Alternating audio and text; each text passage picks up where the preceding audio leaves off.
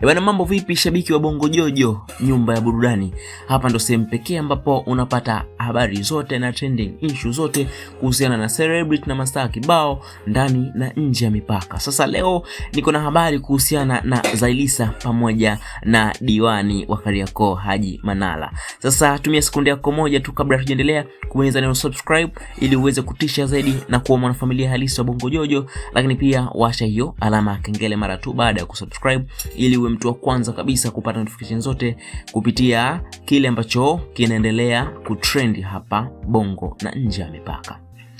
Yes, sasa ilikuwa sio muda sana tangu tushuhudie uvalishwaji pete wa bidada wa kuitwa Zailisa, ambaye tunamfahamu huyu alikuwa ni ex wa Haji Manara ambaye kwa hivi sasa ni diwani wa kata ya Kariakoo jijini Dar es Salaam. Lakini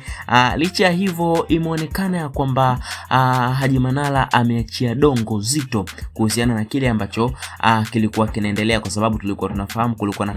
mgogoro fulani hivi kalikuwa kana trendi kachini chini kuhusiana na Zailisa kutaka talaka na nini. Lakini pia Haji Manara ametoka na kuandika posti moja tu ambayo caption yake kubwa aliyokuwa amebold ilikuwa imeandikwa kwamba hakuna ndoa. Sasa sijajua kama ni kweli alikuwa anamaanisha kwamba maybe Zailisa anajaribu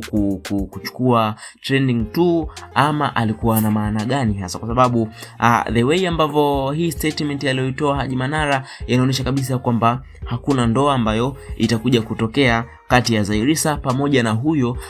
anayemuita mchumba wake, kwa maana ya bwana Saidi ambaye alimtaja katika engagement. Sasa sijajua kama kuna undani juu ya kuna ukweli wowote juu ya undani wa swala hili, lakini pia bado tunaendelea kufuatilia kwa ukaribu ili kuweza kujua kipi ambacho kinaweza kujili katika hichi ambacho kimezungumzwa na Haji Manara. Lakini pia tuandikie maoni yako kwenye comment section hapa, unatabiri nini juu ya ndoa ya Zailisa pamoja na bwana Saidi, ama ndo hivyo tena Haji Manara anahitaji kurudisha majeshi kwa Zailisa, kwa sababu hata kuachika kwake bado alikuwa akimpenda sana bidada wa kuitwa Zai. Yes, tuandikie maoni yako hivi ili tuweze kupenda nayo katika next video, lakini pia usisahau kushare, kusubscribe na comment ili uweze kuwa mtu wa kwanza kabisa kupata kila notification yote punde tu tunapokudondoshia hapa ndani.